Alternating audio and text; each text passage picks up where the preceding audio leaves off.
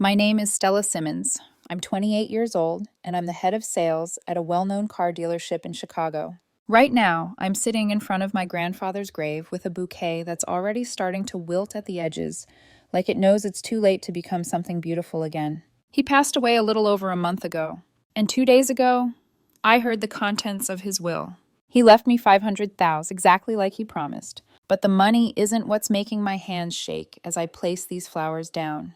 It's the memory, because 3 years ago, my grandfather did something on his 75th birthday that turned my family inside out. And when I close my eyes, I can still see it like it's happening right now. My father's face twisted with fury, my mother's stunned silence, and my brother's greedy little smile fading into panic. I didn't tell this story to make anyone look evil. I'm telling it because sometimes the people who say family is everything are the first ones to throw you away like you're nothing.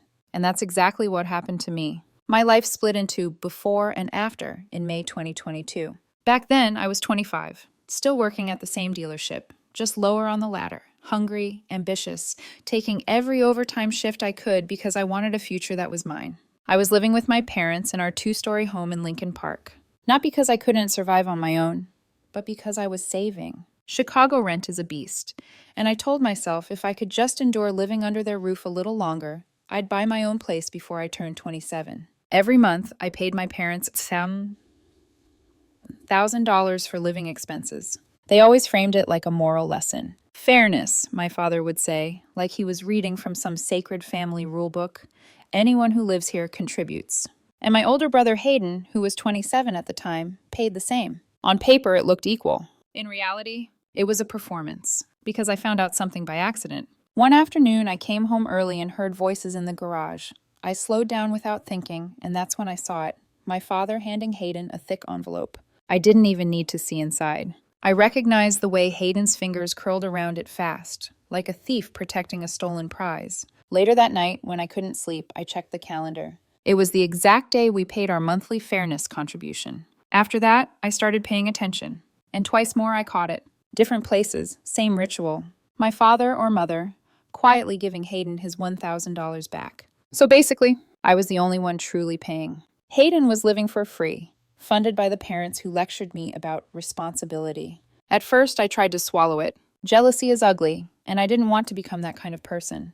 But the unfairness sat inside me, like a stone that grew heavier every time I watched Hayden buy new gadgets, new clothes, new dreams, while I clipped coupons and skipped nights out so I could save. One night, Hayden wasn't home. It was just my parents and me at the dinner table. My mother placed a roast down like we were a normal family, like nothing was rotting under the surface. The smell of garlic and warm bread filled the room, and for a second, I almost believed the illusion. Then I heard myself speak. "Why does Hayden get his $1,000 back?" I asked, but I don't. My father set his fork down so slowly the metal barely made a sound. And when he looked up, his eyes were cold enough to turn that warm dinner into winter. "My house," he said. "My money. I'll give it to whoever I want." It hit me like a slap, because legally, he was right. But emotionally, it was the moment I realized I wasn't a daughter. I was a bill. My mother jumped in fast, softer voice, pretending she was the peacekeeper.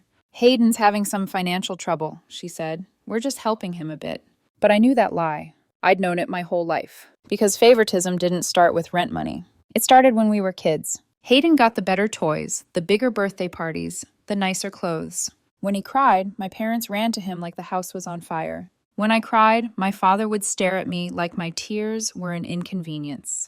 "Be strong, Stella," he'd say. "You're dramatic." So after that dinner, I did what I'd always done. I buried it. I told myself, fine, I'm still lucky. I'm saving money. I'll leave soon. And I stayed for 3 more years. I worked, I saved, I kept my head down. By early 2022, I had saved over $100,000. I started browsing condos late at night, scrolling like it was a secret romance, imagining a life where no one could lock me out, silence me, or treat me like an obligation. And then, one afternoon in May, everything cracked. It was a Monday. I'd had a brutal shift, closed 3 deals, my feet aching, my throat raw, from smiling and talking and pretending I wasn't exhausted.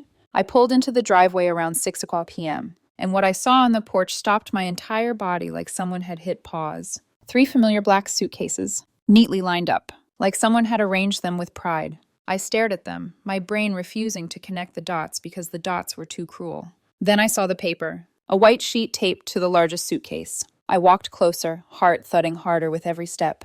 2 words jumped out first, like they were screaming. Leave. Then the rest. We are no longer family. I recognized the handwriting instantly. My father. My eyes snapped to the front door. And that's when I noticed the new lock, shiny silver. Too clean, like it hadn't even existed this morning. My fingers shook as I pulled my keys out and tried them anyway. They didn't fit. That tiny click of failure did something to me. It wasn't just a lock. It was a message. You don't belong here anymore. For a full minute, I stood there frozen, staring at the door of the house I was born in, like it had turned into someone else's property overnight. Then my fear turned into anger. I called my mother first. Ring, ring, ring. No answer. I called my father. He let it ring longer, like he wanted me to feel how little I mattered. Finally, he picked up. His voice was cold. Why are you calling me? I didn't waste time. Did you and Mom kick me out of the house? A pause, so small it was almost a smile. Yes, he said. From now on, you're no longer my daughter. The words squeezed my lungs. I forced sound out anyway. Why? What did I do? He didn't soften. He didn't hesitate.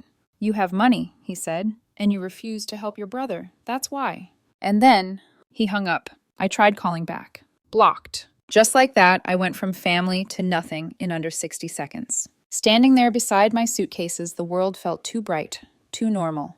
Cars passed. A dog barked down the street. Somewhere, someone laughed. And I thought, how can life keep going when yours just ended? And that's when my mind flashed back to the moment that triggered all of it. 1 week earlier. Dinner. Hayden at the table with that too sweet smile. I'm about to open a coffee shop downtown, he said, like he was announcing a miracle. Can you lend me $30,000?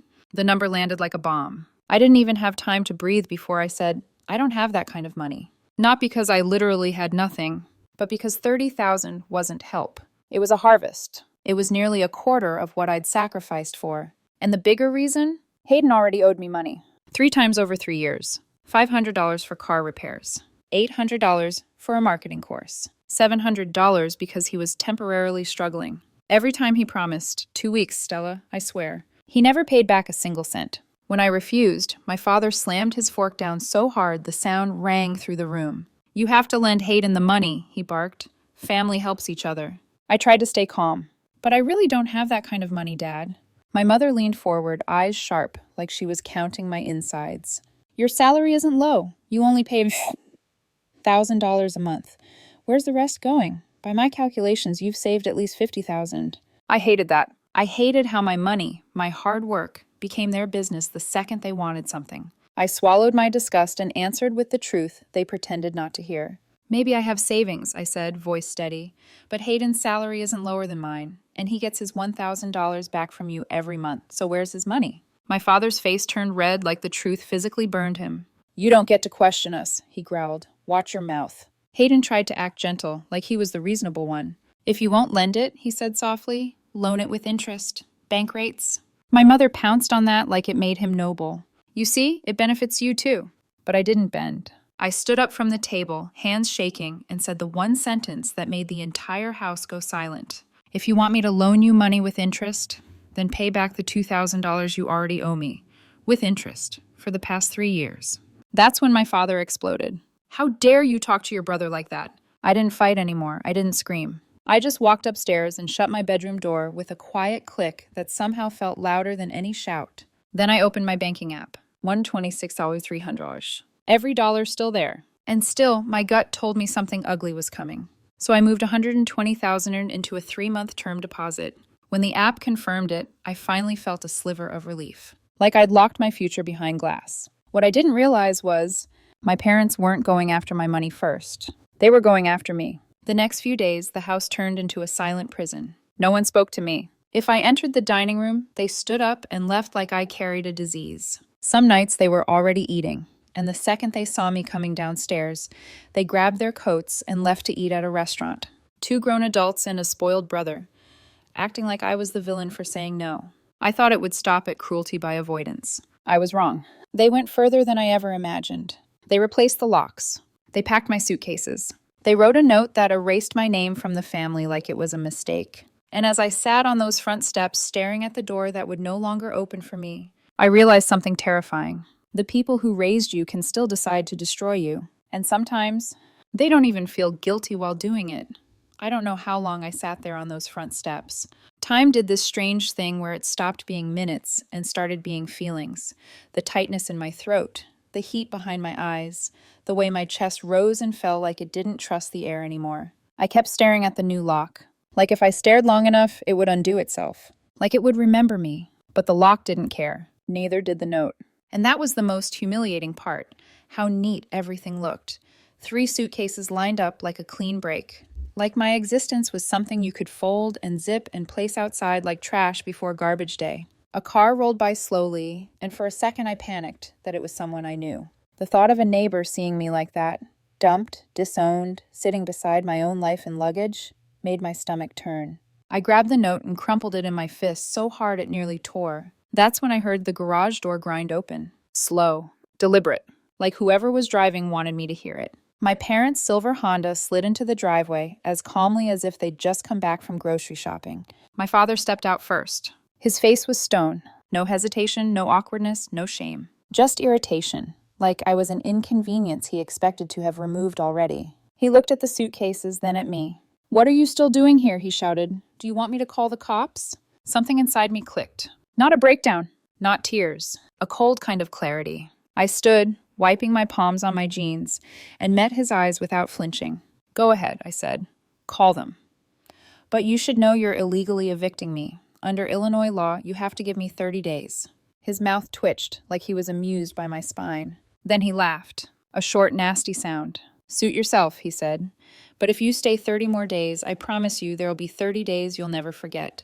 The words were careful, not outright violence, just the kind of threat that lived in the shadows, made to scare me without leaving fingerprints. My blood boiled. "Is that a threat?" I asked. He shrugged, expression blank. "I'm not threatening anyone. I'm just telling you.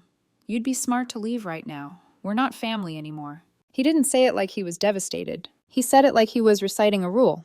And that was when I realized something I hadn't wanted to admit even to myself. He wasn't kicking me out because I said no. He was kicking me out because I dared to say no to them. Because in their world, my money wasn't mine. My life wasn't mine. Even my right to exist under that roof wasn't mine. It was a privilege. And privileges get revoked when you stop obeying. I could have stayed. I could have forced the legal fight. But what would I be fighting for? A house full of people who already decided I didn't belong? 30 days of silent torture? 30 days of waking up in my childhood bedroom knowing every hallway was hostile territory? No. I stared at my father for a long moment. Then I picked up the largest suitcase. My shoulders burned as I carried it to my car. One by one, I loaded my life into the trunk. My father didn't help. My mother didn't come outside. Hayden didn't appear even once. The only sound was the zipper of luggage, and the distant city hum, like Chicago itself, was pretending not to watch. Before I got into the driver's seat, I pulled the crumpled note from my pocket. I smoothed it just enough so the words could be read again. I held it up and looked at my father. "I want you to remember this," I said quietly. "From now on, we're done." For the first time, something flickered in his eyes. Not regret. Not love. Just surprise, like he hadn't expected me to cut the rope myself. Then the flicker vanished, and he turned away like I was already gone. I started the engine and pulled out of the driveway. In the rearview mirror, I watched my father walk back inside without looking back even once. It felt like being erased, like I'd been edited out of my own family photo. I didn't go straight to a hotel. I couldn't. A hotel felt too final, too lonely, like admitting I really had nowhere to go. So I drove on autopilot to a small coffee shop I used to visit on weekend nights. The daily grind. Warm amber lights. The smell of espresso. Soft indie music playing like a heartbeat behind the chatter. The second I stepped inside, the heat hit my skin, and I almost started crying right there. Because for the first time all day, I wasn't standing in the cold. I wasn't staring at a locked door. I was just a person in a cafe, trying to breathe. I'd barely taken 3 steps when a familiar voice called out, "Stella?" I froze, turned, and there he was. My cousin Lucas, 26 years old, clean cut, wearing a dark coat that looked too expensive to belong in this cozy little place. He was sitting in the corner with a black coffee, one elbow on the table, like he'd been waiting for something without realizing what. Lucas had just moved back to Chicago after 2 years in London, working financial consulting. We weren't the type of cousins who texted every day. But when we saw each other, it was always easy. Like our bond didn't require maintenance. He stood up immediately. "Hey, what are you doing here?" he asked, smiling at first. Then his smile fell, because he saw my face. He stepped closer, voice lowering. Stella, what happened? I tried to answer, but my throat tightened, like my body refused to speak the truth out loud. Lucas pulled the chair out across from him. Sit, he said gently. Not a suggestion. A lifeline. I sat. He didn't bombard me with questions right away. He just watched me like he was reading a spreadsheet of emotions. Shock, humiliation, anger, grief. Then he leaned forward. Okay, he said softly. Start from the beginning. So I did. I told him about Hayden asking for $30,000, about my father demanding it, about my mother counting my savings like she owned them, about the silent treatment, about coming home to suitcases and a note. And as I spoke, Lucas's expression hardened with every detail. By the time I finished, he looked like he wanted to drive straight to my parents' house and put his fist through the new lock. They're beyond cruel, he said, voice shaking. Honestly, they're worse than strangers. Even strangers wouldn't do this. A sharp laugh escaped me. Not because it was funny. Because it was so absurd it hurt. Lucas reached into his pocket and slid something across the table. A business card. Here, he said. It's my address. Come stay at my place tonight. You shouldn't be alone. I stared at the card, then shook my head. I can't, I whispered. Why not? Because if I accepted help, it would mean it was real. It would mean I was truly homeless. It would mean I wasn't just having a bad night. It would mean my family actually threw me away. And I wasn't ready to say that sentence out loud. I just need time, I said, to think. Lucas didn't argue, but I saw the frustration in his eyes. Not at me, at them. He exhaled slowly and nodded. Okay, he said, but promise me you'll call if anything happens. Anytime. I mean it. I promise. We talked for another hour about nothing and everything. His plans for the future. The state of the Chicago housing market. The way life changes overnight without asking permission. And for that hour, I almost felt normal. Almost. When we stood to leave, Lucas hugged me. Tight, steady, like he was trying to put the pieces of me back into place through sheer force. Text me when you get to your hotel, he said. I nodded, then walked out into the night alone. The hotel room was clean, sterile, and too quiet. The bed was stiff. The blanket was thin, and the silence was loud enough to scream. I lay there staring at the ceiling, replaying memories like my brain was punishing me for not seeing this coming. When we were kids, Hayden always got the expensive gifts. I got the practical ones. When I complained, my parents' answer was always the same. Boys need help more, my mother would say. He's going to lead a family someday, my father would add. And I would swallow it. Because I was taught early that fairness was something you asked for and got punished for. High school made it worse. My father paid for Hayden's special programs, tutoring, summer camps. When I asked for anything extra, I got a lecture. You're smart enough. Figure it out. College? Hayden's tuition was covered. His living expenses, too. I had to take out loans and work part-time, juggling exhaustion and grades, while my parents pretended it was building character. And the whole time I thought, at least when we're adults, they'll treat us equally. But adulthood didn't fix it. It only made it uglier, because now the favoritism had numbers attached to it. Money, property, inheritance, worth. Still, not everyone treated me like that. My grandfather James always saw me. So did Uncle Marcus, my father's younger brother, and Aunt Elena. They used to speak up for me. They used to tell my father to stop spoiling Hayden. But my father would snap like a trapped animal. Once, Uncle Marcus confronted him about college, about why Hayden got everything and I got debt. My father nearly hit him, screamed that Marcus was interfering and acting superior. After that, no one challenged my parents directly anymore. They just tried to make it up to me quietly. Grandpa James would slip me money and tell me to call him if I ever needed anything. Uncle Marcus would take me out for dinner, check on me, remind me I mattered. They were small, warm lights in a house that often felt cold. That night in the hotel, I wanted to call Grandpa. I wanted to call Uncle Marcus. I wanted to tell someone, but I didn't. Because some part of me was still that little girl who believed if she kept the family's secrets, the family would still love her. So I stayed silent, and I cried into the hotel pillow like it could absorb shame. The next morning, I went to work like nothing happened. Because what else was I supposed to do? At the dealership, I forced my smile so hard my cheeks ached. I sold cars. I negotiated. I laughed at jokes I didn't hear. And during lunch, I sat in my car scrolling through apartment listings until my eyes blurred. Lincoln Park, too expensive. Logan Square, too cramped, too grim. Wicker Park, beautiful, but way over budget. Day 2, the same. Day 3, the same. I spent nights in that hotel room like a ghost with a key card. And then, on the 4th day, I found it. A 1-bedroom in Bucktown. 2nd floor, natural light. Small balcony overlooking a park. Rent, $200. It wasn't luxury, but it was mine. I called the landlord immediately. filled out paperwork, paid the deposit, paid the first month.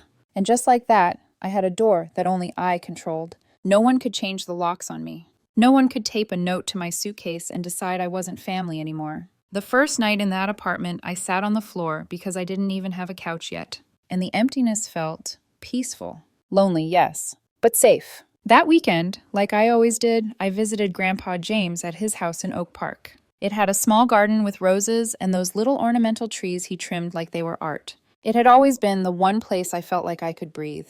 I tried to act normal. We sat on the back porch sipping tea, talking about work, the weather, the dealership. I laughed in the right places. I nodded.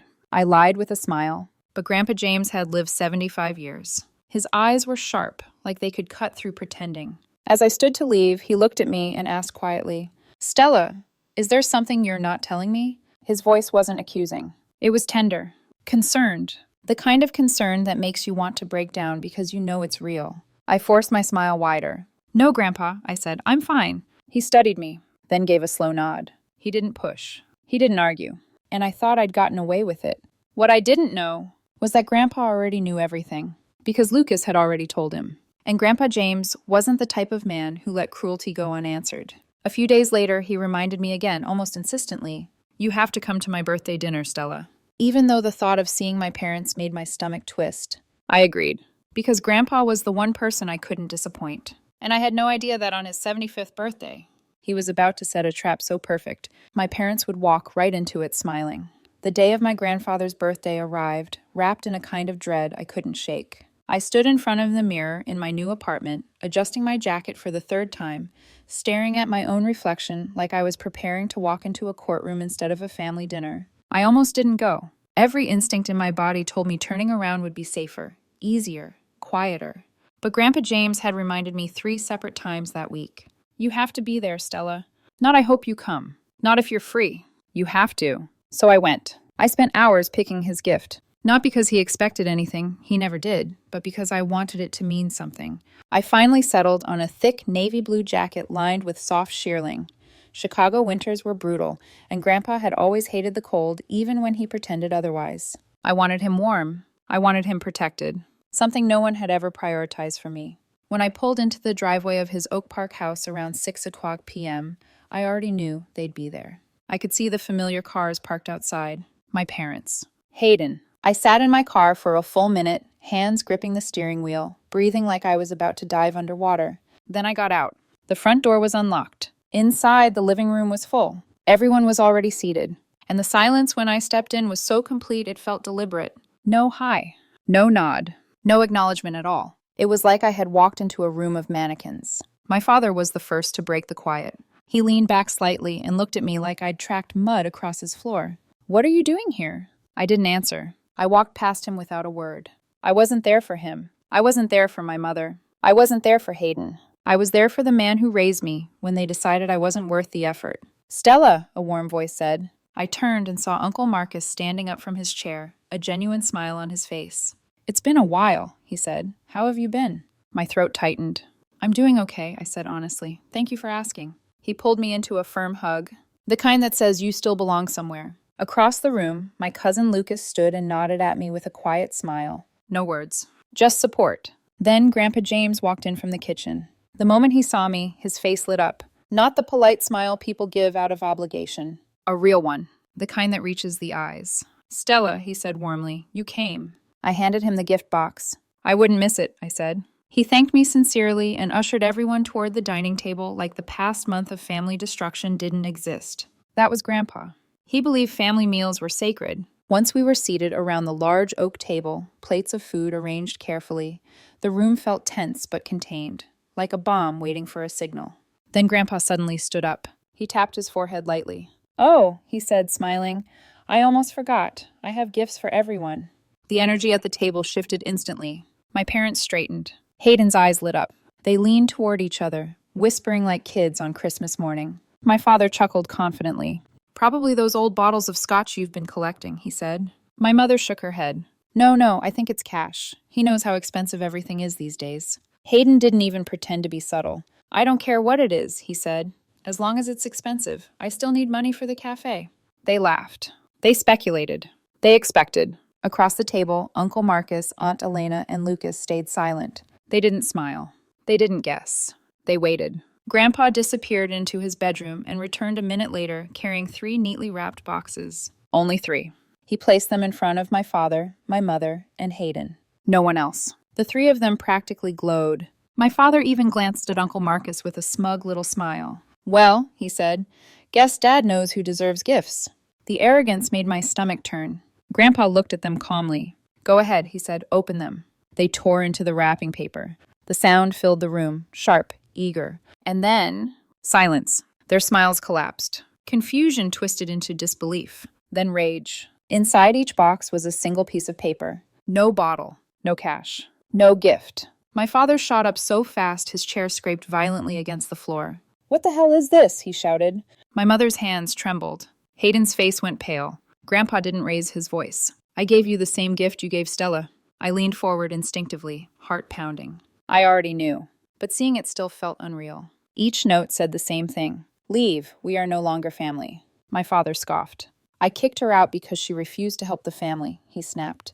"You always said family supports each other. I was following your example." Grandpa nodded slowly.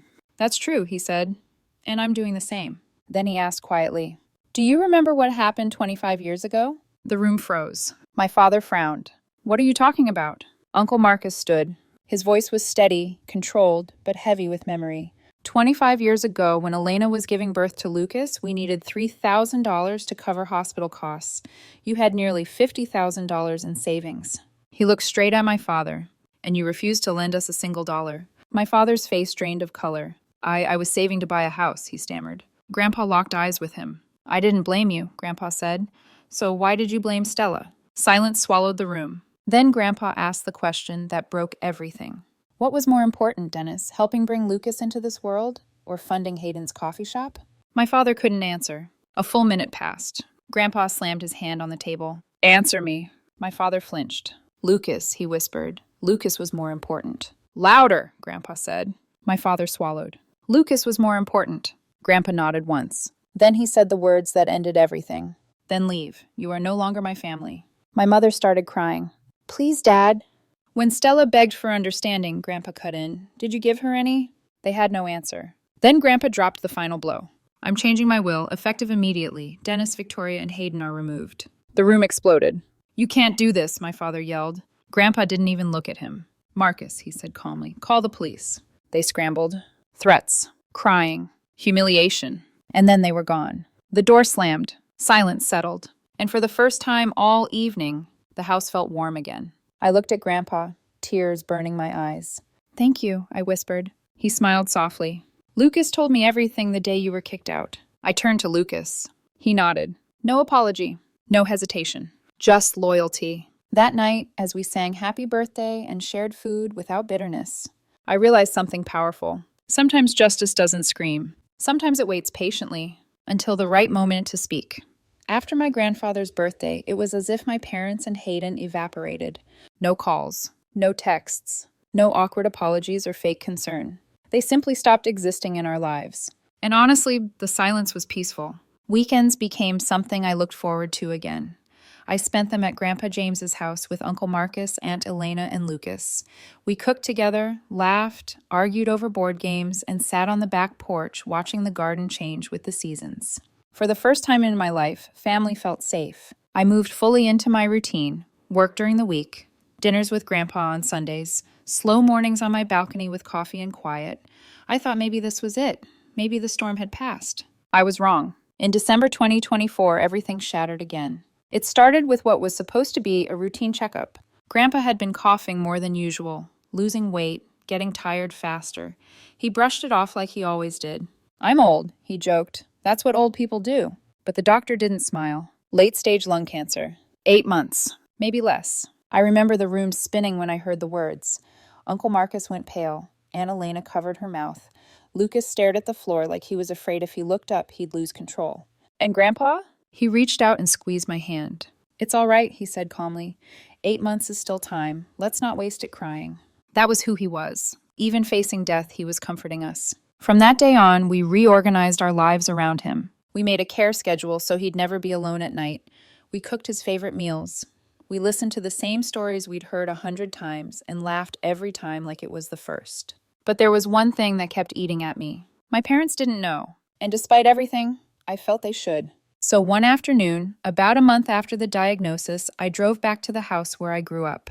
I told myself I wasn't hoping for reconciliation. I was hoping for humanity. I rang the doorbell. My father answered. The moment he saw me, his face hardened, and his hand moved to shut the door. Just listen, I said quickly. Grandpa has lung cancer. He doesn't have much time left. He paused, just for a second, and then he scoffed. Serves him right. I felt something inside me snap so violently it scared me. I didn't scream. I didn't cry. I just stared at him like I was looking at a stranger wearing my father's face. I turned around and walked away without another word. When I told Uncle Marcus what he said, he nearly drove over there himself. It took Lucas and Aunt Elena to stop him. We agreed on one thing. Grandpa would never hear those words. Even as his body weakened, Grandpa still mentioned my father sometimes. Not with anger, just quiet sadness. I wonder how Dennis is doing, he'd say. Each time it felt like a knife sliding between my ribs. And then came the night I'll never forget. I had just finished a long shift at work and drove straight to the hospital. It was my turn to stay overnight with Grandpa. He looked so small in that bed, his skin gray, his breathing shallow. Just before 10 p.m., he squeezed my hand. Stella, he whispered, call Marcus, call everyone. I knew. Within 30 minutes, Uncle Marcus, Aunt Elena, and Lucas arrived. Grandpa spoke to each of them quietly. Advice, love, reminders. Then he turned to me. You're the grandchild I'm most proud of, he said softly. If you can forgive your parents, do it. But forgiveness doesn't mean forgetting. Protect yourself. Tears streamed down my face as I nodded. Then he whispered the words that broke me completely. Tell them I forgive them. Tell them I miss them. Moments later, the monitor went flat. Grandpa James passed away in my arms. The funeral was packed. People from every part of his life came to say goodbye. My parents and Hayden didn't show. Not even then. Standing by his grave, watching the casket lower into the ground, I realized something painful and final. Some people would rather be right than loving. And some families break in ways that can never be repaired. But Grandpa hadn't left us empty-handed. Not even close. Because 30 days later, we would all sit in a lawyer's office, and his final lesson would be revealed. 30 days after my grandfather passed away, the phone call came. Attorney Grayson. His voice was calm, professional, almost rehearsed. The will is ready to be read, he said. Please come to my office tomorrow at 9 a.m. I thought I was prepared. I wasn't. When Uncle Marcus, Aunt Elena, Lucas, and I walked into the downtown Chicago law office the next morning, the first thing I noticed was the air. Heavy, stale, uncomfortable. Then I saw them, my parents, and Hayden, already seated, already waiting, already pretending nothing had happened. Uncle Marcus stopped walking. His jaw tightened so hard I thought his teeth might crack. You didn't show up when your father died, he said coldly. But now that it's about money, here you are. You're disgusting. My father didn't even flinch. Who doesn't want money? He replied shamelessly. I have every right to my share. That was when Uncle Marcus lost it. I stepped in just in time. Lucas grabbed his arm. Aunt Elena whispered urgently. Somehow, we all sat down without the room erupting into violence. Attorney Grayson opened a thick folder and began reading. The Oak Park house, valued at nearly $1 million, would go entirely to Uncle Marcus. Then came the liquid assets. I barely breathed as he continued. Stella Simmons will receive $500,000. My hands went numb. Dennis and Victoria Simmons will each receive $150,000. My father's lips curled into a smile. And Hayden Simmons will receive $200,000. Attorney Grayson closed the folder. For a second, no one spoke. Then my father chuckled. Well, he said smugly, I thought he'd cut us out completely. Looks like we're still walking away with $500,000. That was it. Uncle Marcus snapped. He lunged across the table and punched my father square in the face. The sound was sickening. My father hit the floor. Uncle Marcus climbed on top of him, fists flying, years of suppressed rage finally breaking free. It took all three of us, me, Lucas, and Aunt Elena, to pull him off. My father staggered to his feet, blood dripping from his nose. I'll sue you, he shouted. Uncle Marcus didn't respond. He simply pulled out his phone and pressed play. The room filled with a familiar voice. Weak, tired, but unmistakably my grandfather's. Stella, tell Dennis, Victoria, and Hayden that I forgive them, and tell them I miss them. The video ended. Silence crushed the room. My parents and Hayden looked like ghosts. But Grandpa wasn't finished. Attorney Grayson pulled out 3 sealed envelopes. These are personal letters, he said, written after the diagnosis. One for my father, one for my mother, one for Hayden, I don't know what those letters said. I only know what they did. My father collapsed into a chair, sobbing uncontrollably. I was wrong, he cried. I was so wrong. My mother clutched Hayden, both of them shaking. Whatever Grandpa wrote, it broke them in ways money never could. 10 minutes later, we left. We didn't say goodbye. Some endings don't deserve ceremony. 2 days later, I went to visit Grandpa's grave at Graceland Cemetery. And I wasn't alone. My parents and Hayden were already there. They stood in silence, heads bowed. When they noticed me, they looked away. As they passed me, my father stopped. Without looking directly at me, he whispered, "Stop by for dinner sometime. We miss you." Then he walked away. I didn't answer. I sat beside Grandpa's headstone and told him everything. When I finished, a soft breeze passed through the trees. And for the first time since he left, I felt peace. My story ends here. If your family told you we are no longer family, what would you do? Would you walk away or would you fight? Think carefully, because sometimes the strongest thing you can do is choose yourself.